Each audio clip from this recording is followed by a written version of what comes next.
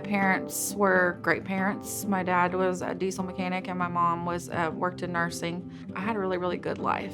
Met a guy, thought I was in love, and he was not a nice guy. I ended up having 2 kids with him. He became very abusive, and I ended up getting divorced from my ex-husband. He cheated on me. Then when I took my son to see him, he raped me. And for the longest time, I blamed myself for that. That just left a hole. And I decided to fill it with alcohol at first. And when that didn't work, I started filling it with drugs. I thought that I was just numbing the pain, and it worked for a while until it didn't. That kind of started a whole spiral of events. I would lose everything that I had. I would be miserable.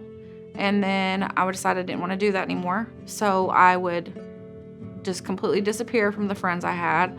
I would get my life back together, get a job, get a vehicle, be doing really, really well.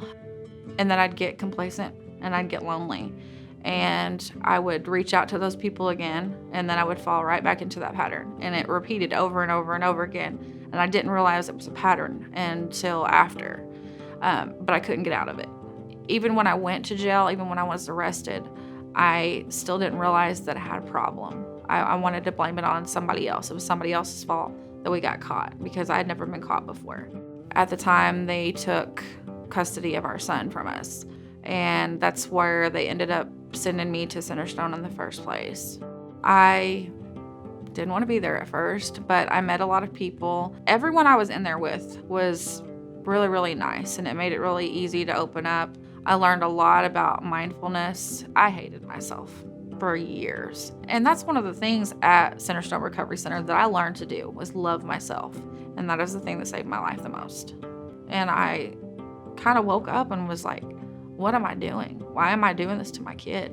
He doesn't deserve this. My life is completely different from the time I was arrested to now. I got my son back. I got off probation. So I started working on what I was going to do, my purpose in life. I started working for a recovery center a while after that. I'm able to go out to Centerstone Recovery Center and do a group on Thursday mornings with the girls. So I love going and giving back, and I love just seeing people that I've helped along the way and see how much they grow. Seeing the light come back on in somebody's eyes is huge, and I love to see that.